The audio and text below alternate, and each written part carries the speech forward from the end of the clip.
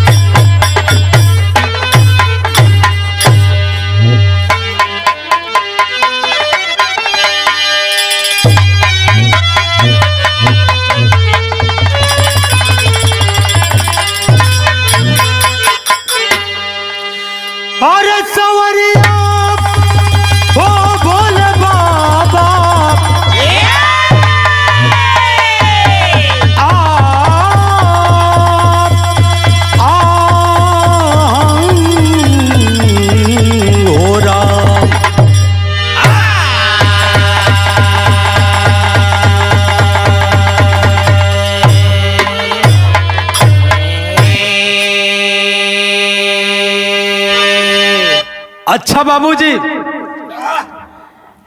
श्रीमद् भागवत का कथा ये बिरहा आप लोगन के बीच में जात बा हमरे ओपी भैया के देख रेख में। हाँ। ओपी म्यूजिक चैनल बा ये बिरहा जात बा। आशा ना बल्कि पूर्ण विश्वास बा कि आप लोगन के जरूर पसंद आई बा। 4 लाइन भूमिका के अंदर कवि जी भाव लिखत होन।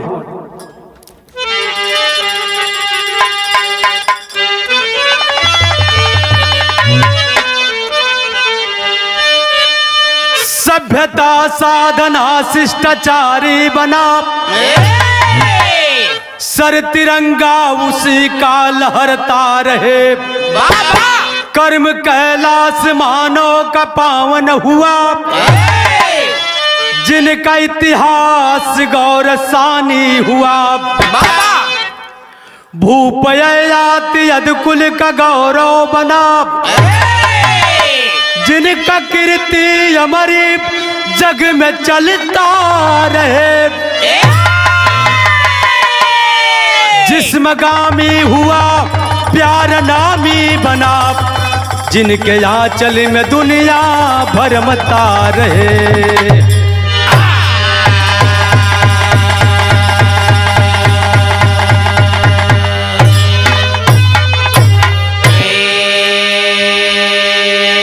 अरे बाबूजी, श्रीमद् भागवत कथा कवि जी खोज कैलन एकरे विषय में। अद्भुत कहानी जेके बतावल जाला। गुरु शुक्राचार्य जी जंगल के बीच में अपन कुटिया लगा के बैठल हुन, लेकिन वो समय भयल का एक लाइन कव्वाली का गीत थे।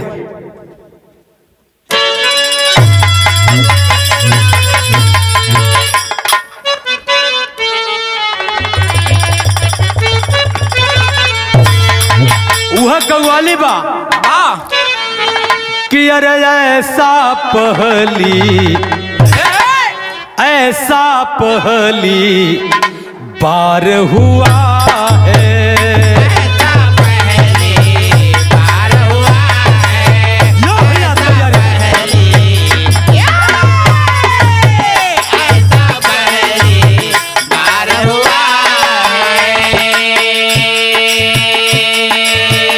ऐसा पहली बार हुआ है, ऐसा पहली बार हुआ है, ऐसा पहली बार हुआ है।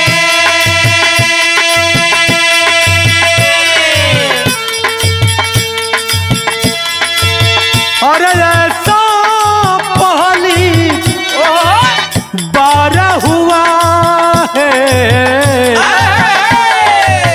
हमको किसी से प्यार हुआ है, हमको किसी से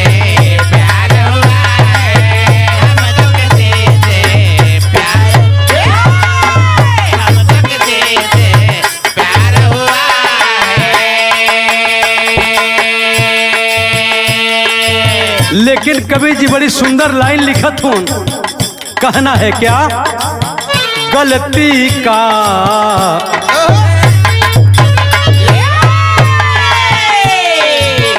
गलती का इंजाम खरा है।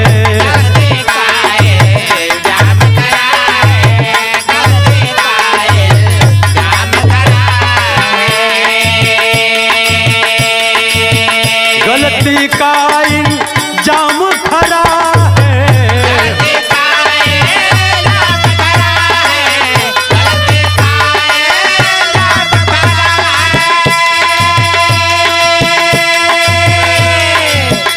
और गलती का इंजाम खरा है। खुद का किया परिणाम बुरा है। खुद का किया परिणाम बुरा है। खुद का किया परिणाम बुरा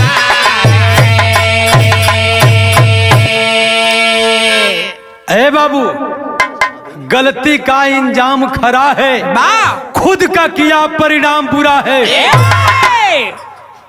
आदमी इंसान भूल जाला कभी कभी कि हम गलत करत है कि सही करत है। यहीं से कवि जी नजम का लाइन लिखले हुए एक नए अंदाज के। आवा मास्टर भैया।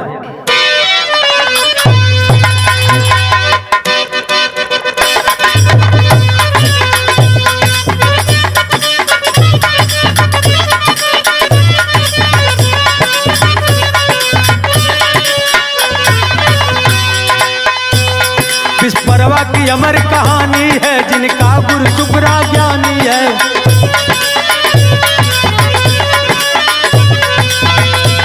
दोनों को एक कन्या थी, जो सुंदर तरुण सुकन्या थी।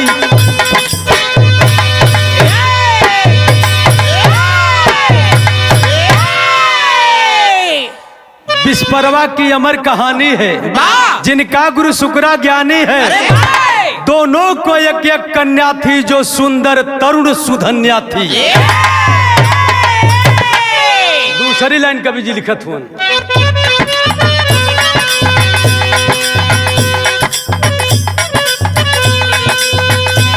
सर मीठा भूप सयानी है। सर मीठा भूप सयानी है, शुक्रा की सुता देवयानी। क्रीड़ा में चली सखी संग में, पहुंची एक सुंदर उपवन में।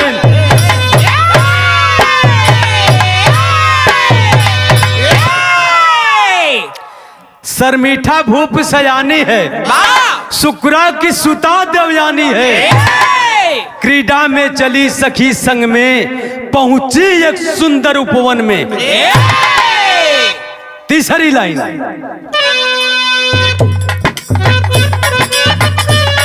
देखिए एक सुघर तड़ागा है। देखिए एक सुघर तड़ागा है, फौरन सब वस्त्र उतारा है। पानी में कूद सयानी है, मस्ती में चढ़ी जवानी है।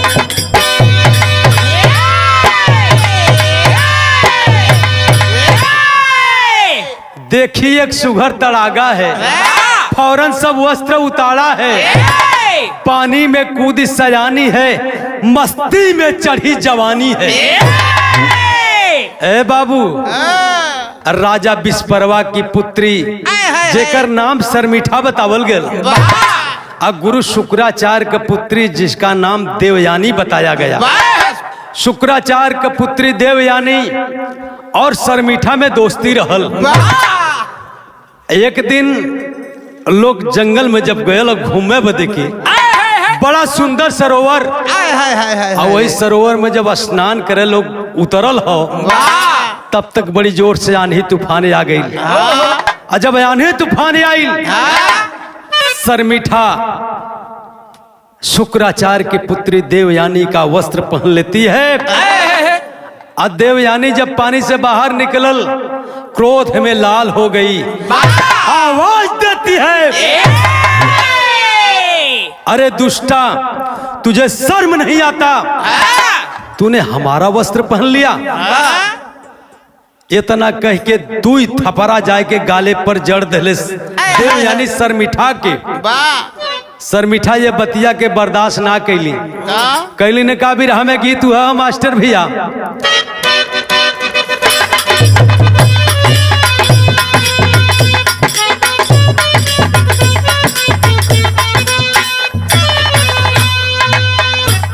वह गीत बाई घर द्वार फिल्म का क्लासिकल गीत लग गई।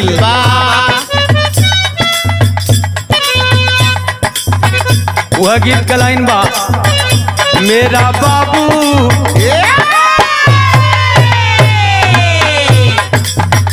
मेरा बाबू छल छबीला मैं तो नाचूंगी। मेरा बाबू छल छबीला मैं तो नाचूंगी। मेरा बाबू छल छबीला मैं तो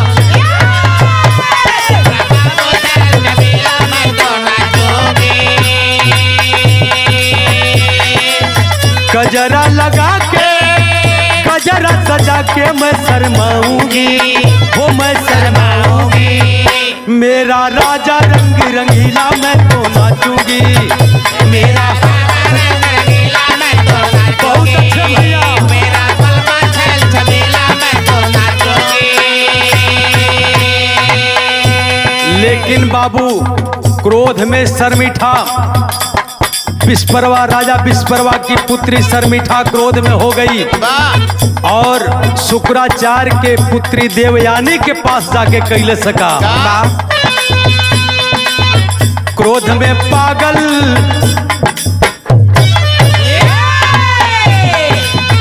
क्रोध में पागल भाई शर्मिठा क्रोध उतार ली। क्रोध में पागल भाई शर्मिठा क्रोध उतार ली। क्रोध में पागल भाई शर्मिठा क्रोध उतार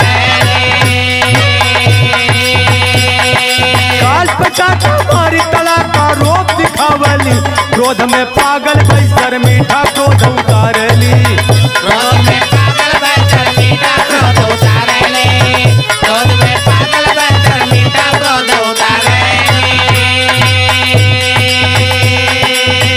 बाबूजी शर्मिठा पास में पहुंचती है, जाके देवयानी के गाल पर तड़ातड़ दूर पड़ाका जड़ दहलस। इतना से क्रोध ठंडा ना भइल त कैली है का, आवा सखियों से बोली कुमारी पकड़ो कंगाल की बिटिया।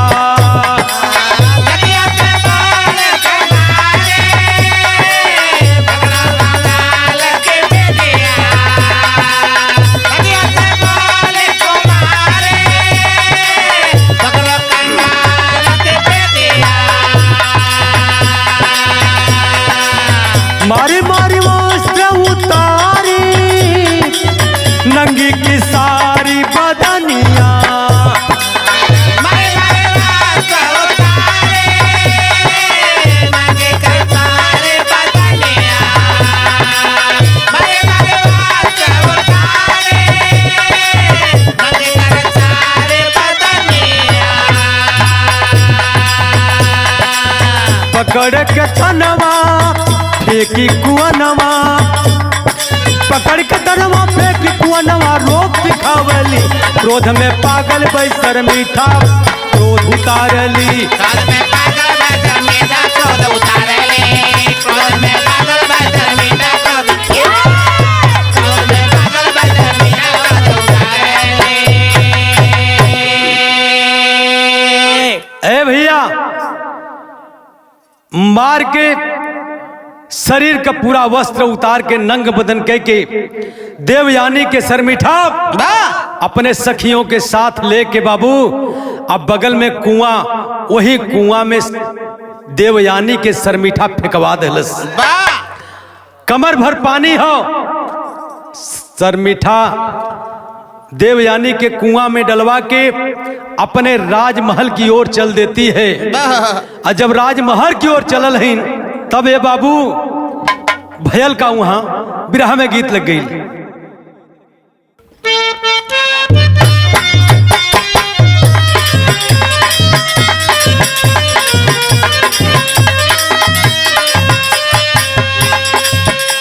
ये हमार गावल गीत थे। माया के नगारिया के काठी नाटगारिया रे काठी नाटगारिया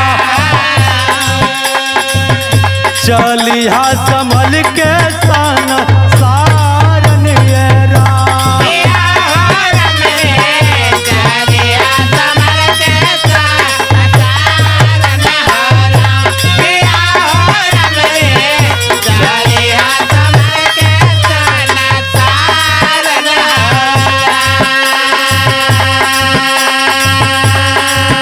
लेकिन बाबू देवयानी कुआं के अंदर गिर के रोवत थे और रोवत थे कहत का है तड़प देवयानी कुआं अंदर थोड़ी पानी आने अंदर पानी आए अंदर पानी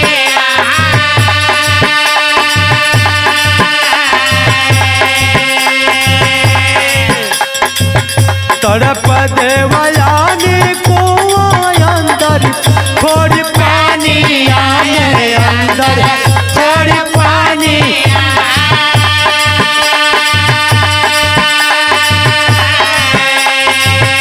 रोवता रोवता अखिया सूजल हो रहा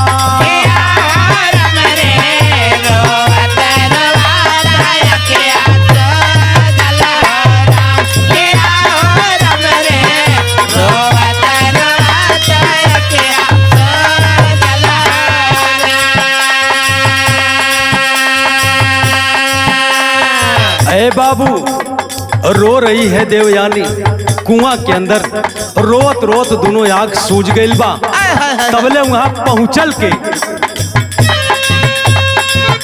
करत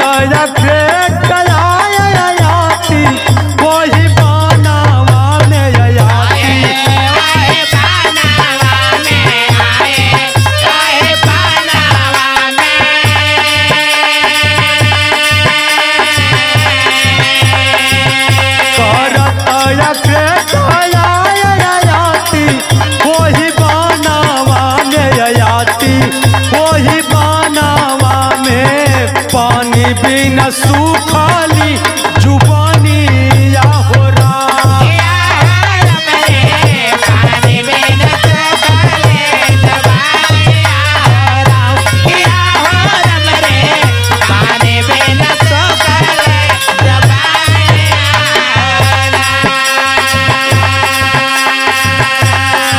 अरे बाबू उसी जंगल में राजा आयाती घोड़े पर सवार होकर के शिकार करते करते उसी कुआं के पास में जब पहुंचते हैं रोवाई के आवाज उनके कान तक लगल। का कैलन बाबू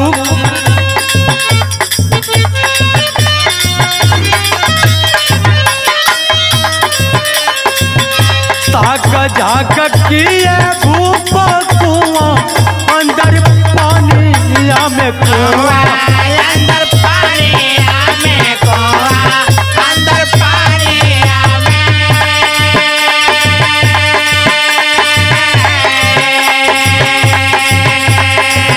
ताक झाक किए भूप कुआं अंदर पानी में कुआं अंदर पानी में दिखाए कन्हैया कुमारिया हो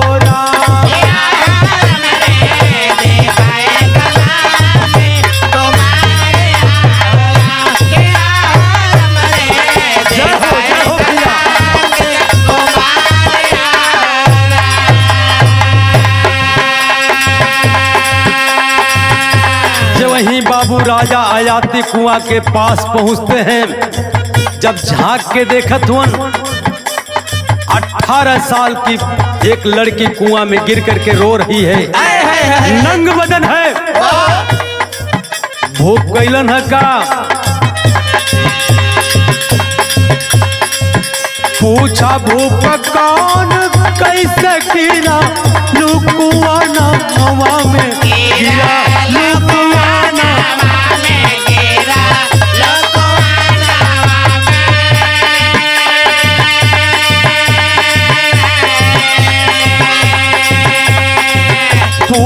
भूपा कौन कैसे गिरा लुकुआना हवा में गिरा लुकुआना रोई रोई देवयानी कहली कहानियां हो रहा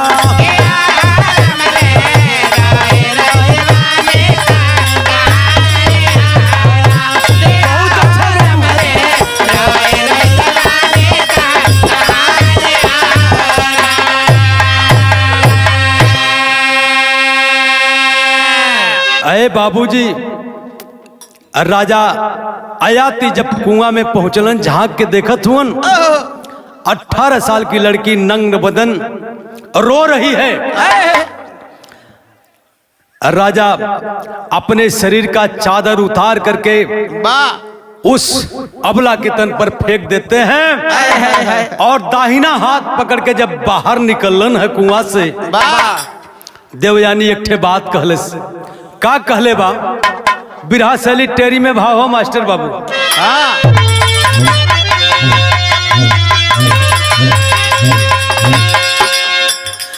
कि अरे उपकार ना भुलाई मितवा ये भैया उपकार ना भुलाई मितवा गम में पड़ी देवयानी मिला पति जस प्यार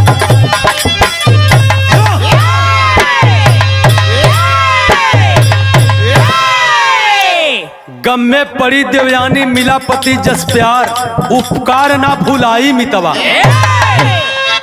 ए बाबू जब दहिना हाथ पकड़ के राजा आयाती कुआं से बाहर निकलन है तो देवयानी एक ठे बात कहले बा का हो झूमर लगल मास्टर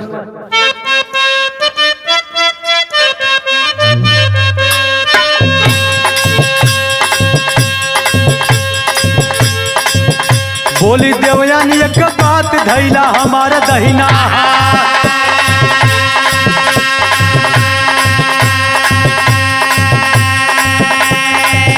छोड़ा नहीं हमारे साथ हमार मितावा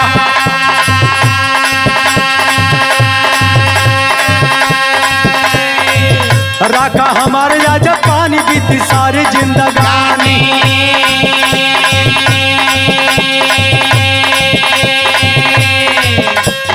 कोई ना गलानी है हमार मितावा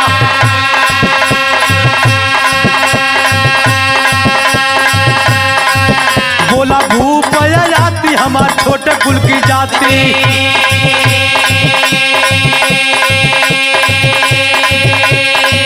जिन बिगाड़ा या पठाती है हमार धनिया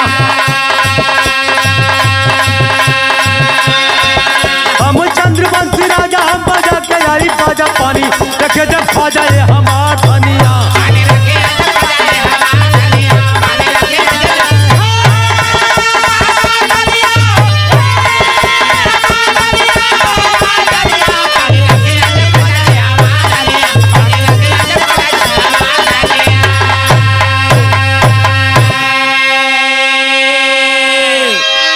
ए बाबू कहलस के सुना राजा आयाती जब दाहिना हाथ निकाल के बाहर कैलन कुआं से देवयानी कहलस के सुना हम अभी साथ हमार छोड़ा मत कहे से कि आपने मेरा सतीत्व खत्म कर दिया तो इसलिए आप हमारा दाहिना हाथ पकड़े हैं तो इसको कभी जीवन में छोड़ना नहीं। राजा भूप आयाती कहलन कि हम छोटे कुल का राजा है आप एक ब्राह्मण की पुत्री हैं ये कैसे हो सकता है कहलन कि ना ऐसन बात है तो आपके पिताजी का जब इच्छा हुई जब अहन हमारे पास तब हम आपसे शादी करब हर देवया इतना कह के तो राजा आयाती चल रहे अपने राज दरबार में लेकिन इधर देवयानी एक पेड़ के नीचे बैठ के रोवत है। गुरु शुक्राचार्य जी बड़ा हैरान हुवन कि हमारी पुत्री अभी तक क्यों लौट करके आई नहीं। तब हेल का दोहा देर देवयानी के होने पर पिता शुक्राचार्य घबराया है।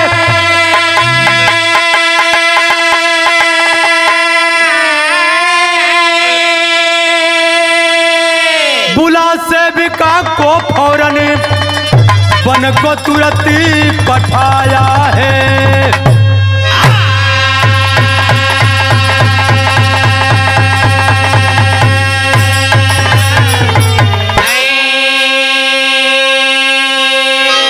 गुरु शुक्राचार्य जी जो सेविका रहल ओके बोलौलन, तुरंत कहलन कि जा देवयानी अगर कहीं भी मिले ओके तुरंत लेके कुटिया पर आवा। ए बाबू, सेविका पहुंचल है जंगल में, जाए के खोजत खोजत खोजत खोजत एक पेड़ के नीचे जब पहुंचल तो देखत कि देवयानी रोवत तो रोई की एक बात कलश बिरहा में गीत लग गई।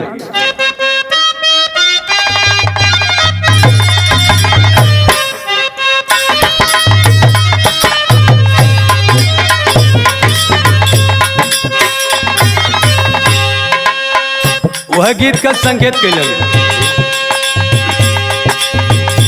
हम तुमसे जुदा हो के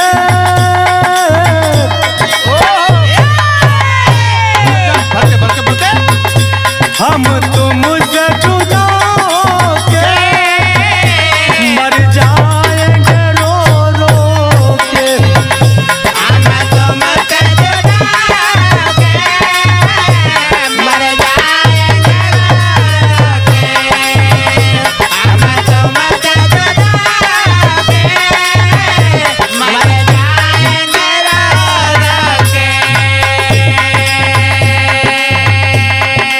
लेकिन बाबू जब उस सेविका जंगल में पहुंचती है, देवयानी के पास लिपट करके रो रही है दोनों। का कहली,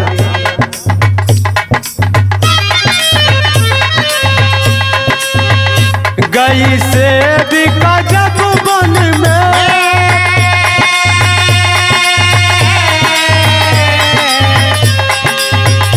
गई सेविका जब वन में, मिली देवयानी दुखी तन में।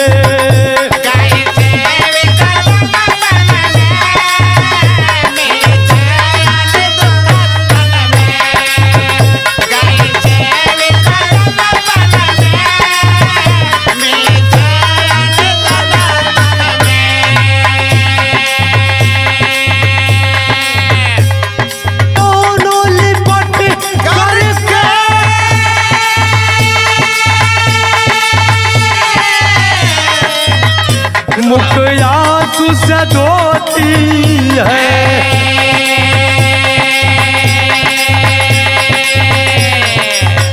नहीं जाऊंगी मैं घर को,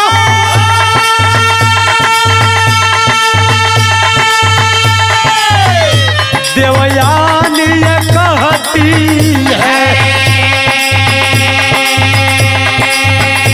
मर जाऊं गई देविका जब बनी,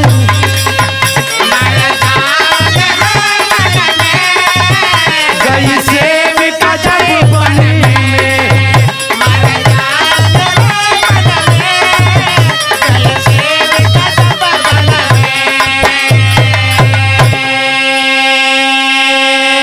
अरे बाबू, जब सेविका देवयानी के पास पहुंचलिन है, दोनों गले से गले मिलके रोवे लगलिन। सेविका कहलस की दीदी चलो घर, गुरुदेव ने आपको बुला रहे हैं। देवयानी कहलस की ना, इसी जंगल में मैं अपना प्राण दे दूंगी, लेकिन कुटिया पर लौट के न जा। ए भैया, जब इतनी बात सेविका सुनलस, पहुंच गए गुरुदेव के पास। सेविका जा सब हाल, सेविका जा सब हाल गुरु शुक्राचार्य को सुनाया है।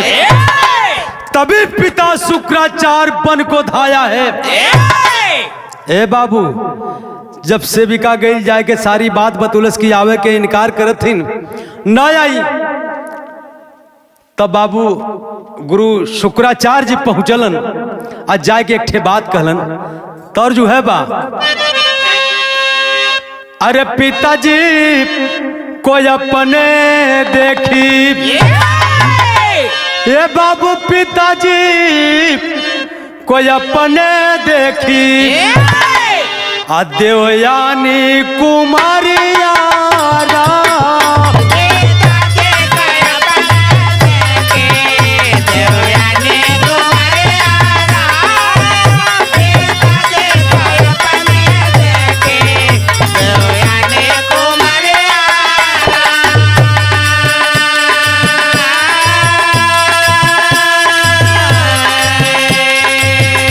पिताजी को अपने देखी, देवयानी कुमारिया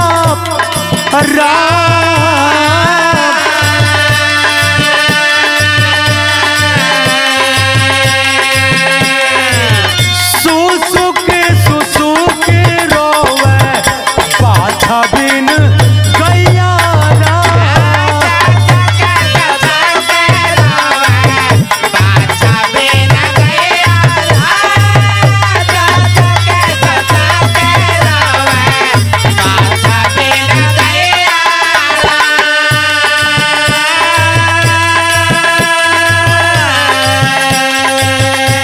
जे वही बाबू शुक्राचार्य जी जब वन में पहुंचलन, देवयानी देखलस रोवत थे, रोज एक ठे बात कहले बाका कहले,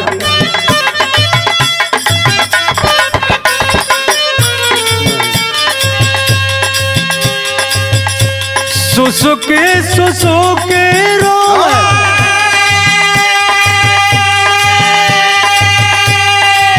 जैसे बोझा बिन गैया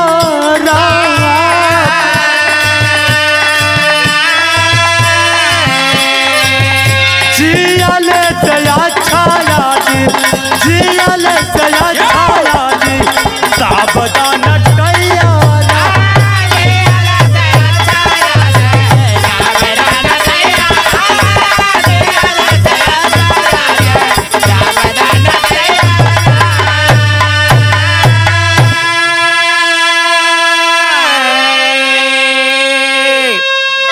देवयानी कहलस कि बाबूजी अब हम लोग इस राज दरबार में नहीं रहेंगे, यहाँ से हम लोग इस राज को छोड़कर दूसरे राज्य में चलेंगे। ए भैया इतनी बात राजा विस्परवा के पता चलल कि हमारी पुत्री गुरु शुक्राचार्य के पुत्री के साथ ऐसा ऐसा व्यवहार किया है।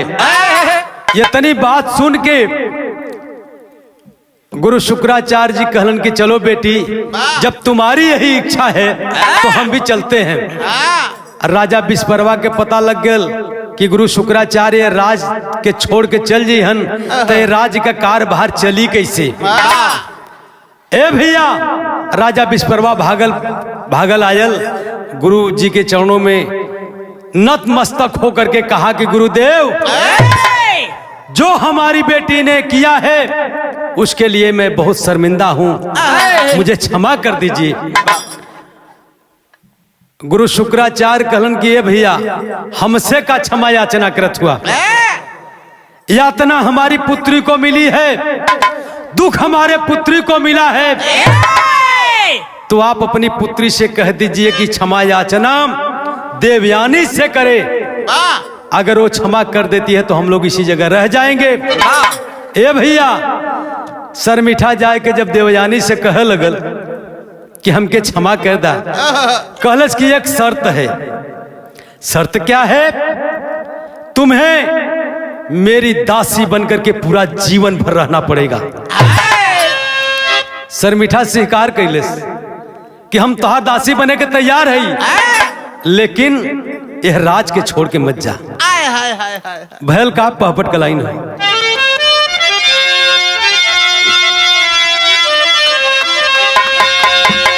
अरे याति को पत्र पठाए, शुक्राचार्य गुरु ज्ञानी हो, अरे खुशी खुशी से विवाह भइल, रानी बनी देवयानी हो।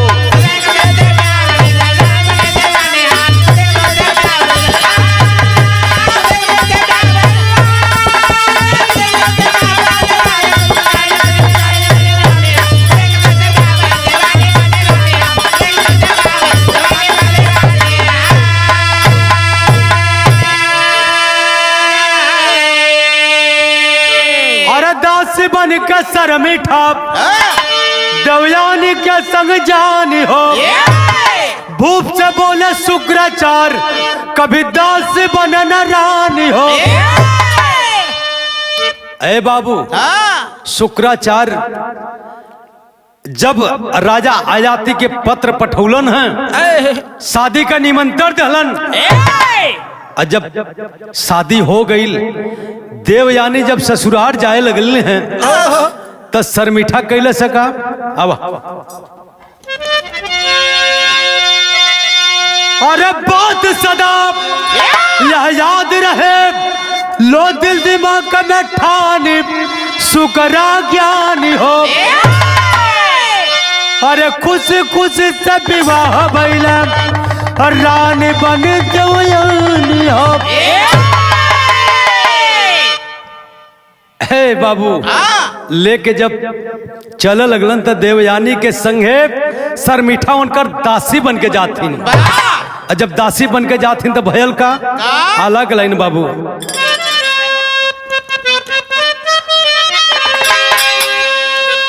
आयाति देवयानी के अरे प्रीति बढ़ गई बाबू।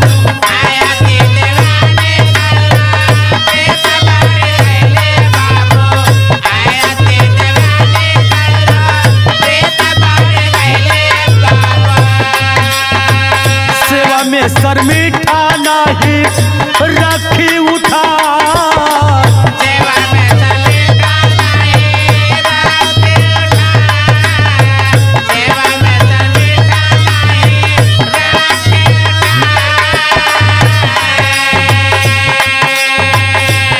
पुत्र पैदा हुआ देवयानी के गोदिया भैया।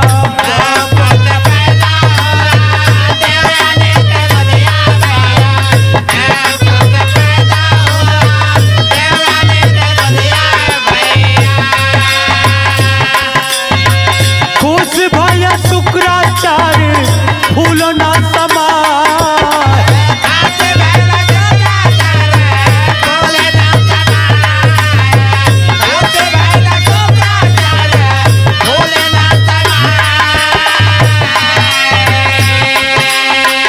इधर देवयानी अपने पिता घर आई गईली।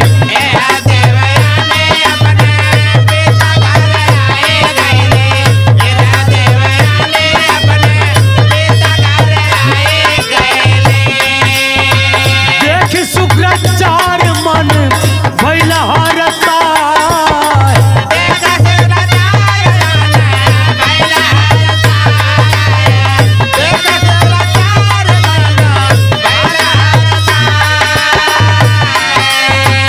इधर सर मीठा पति प्रेम मन बसवली रामा।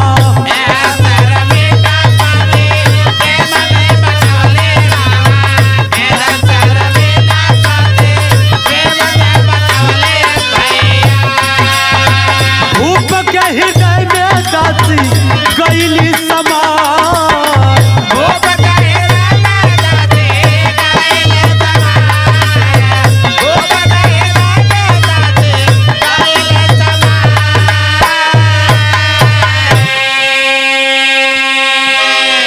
जौने समय बाबू देवयानी जब अपने ससुराल में अलिन हैं, वही समय सर मीठा दासी बन के जब अलिन, देवयानी के 2 पुत्र पैदा हुए। अपने पिता गुरु शुक्राचार्य के जब घरे अलिन हैं, शुक्राचार्य जी खूब मने मने खूब बड़ा खुशी मनावत हुए अपने नाती अपने बिटियान के देख के। इधर बाबूजी कुछ दिन बीत गल, सर मीठा मन में राजा आयाति के बैठा लेलस। आज जतने सर मीठा अपने हृदय में राजा आयाति के बैठौले हो, उतना राजा आयाति सर मीठा के भी अपने हृदय में बैठा लेलन। जब प्रेम हो गल तब दिखाई कभी लोग बतावल कि चोरी हत्या पाप खुले आप से आप कई दिन छिपल रही। भैल का लाइन है भैया।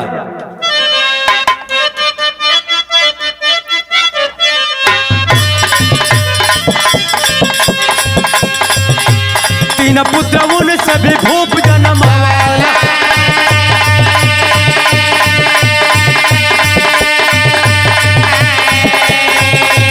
सिरैया नल पौरो नाम के करीबा,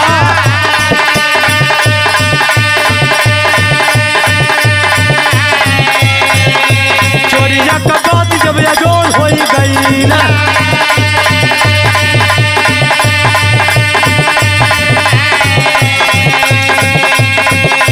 क्रोध में शुक्राचार्य साफ किए जा,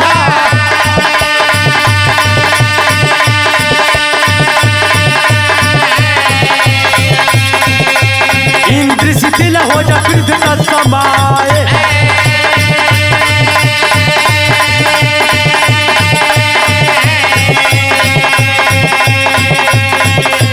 गिरे जाए रात्रि पग पे गुरु का हरसा।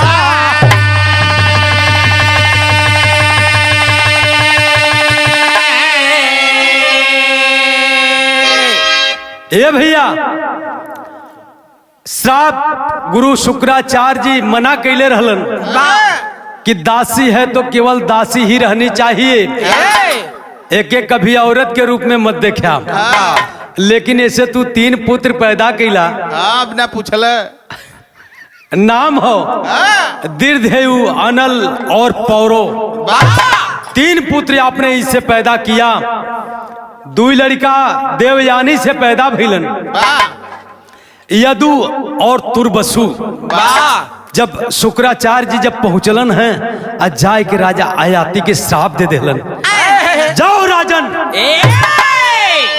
तुम्हारी इंद्री शिथिल हो जाए, इसी समय तुम वृद्ध हो जाओ।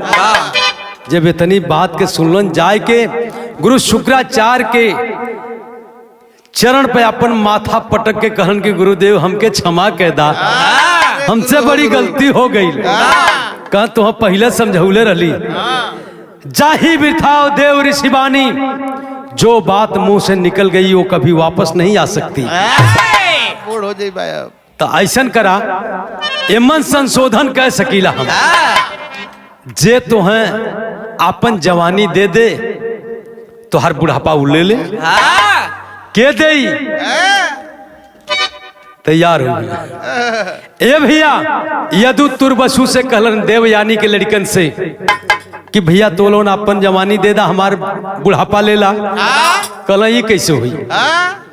सरमीठा के 3 पुत्र दीर्घेयु, अनल और पौरो, दीर्घेयु से कहलन कि भैया तू दे दा, वो इनकार कर दिया। अनल से कहलन तू हो दे दा, वो कहलस कि ना ये सब न हुई। जो तीसरा पुत्र था सरमीठा का, उसने किया क्या? खड़ी कलाई ना भैया।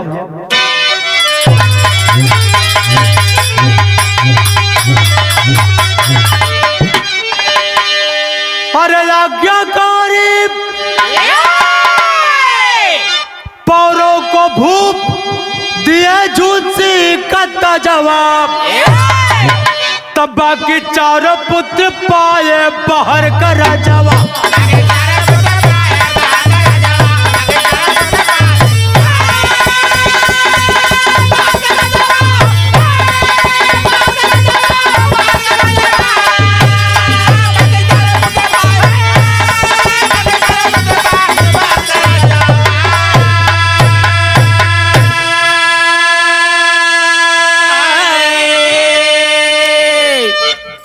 चार पुत्र के राजा बाहर का राज ताज दहलन। पौरो जो कि आज्ञाकारी पुत्र वही पौरो था, वही के आपन राज जौने राज में रहत रहलन और राज का राजा बना देहलन। अब बनाए के कैलन है का? राजपाट पुत्रों को देकरी राजा की ये बैरागी, देवयानी के यदु सरमीठा के पौरो हुए चिराग।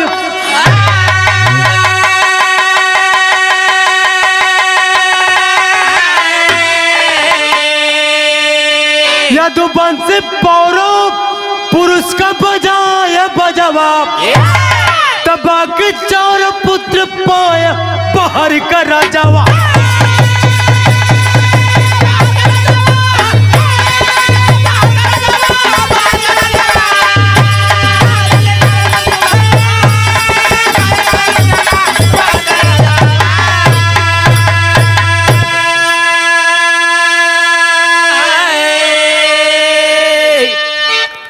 आज्ञाकारी पुत्र पौरो हुआ, जबकि अपने पिताजी के मान सम्मान को ध्यान में रखते हुए अपनी जवानी अपने पिताजी को दे दिया।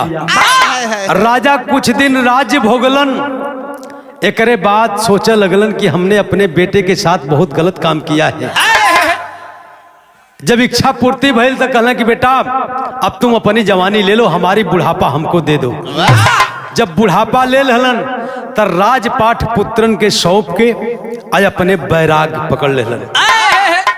आखिरी लाइन है जा गुरु घराने का परिचय।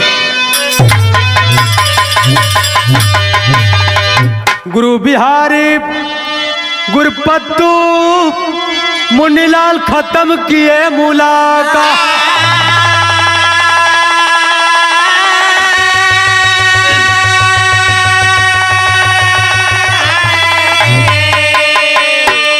अमर देवरा केस कभी सपनों में टेके मौत।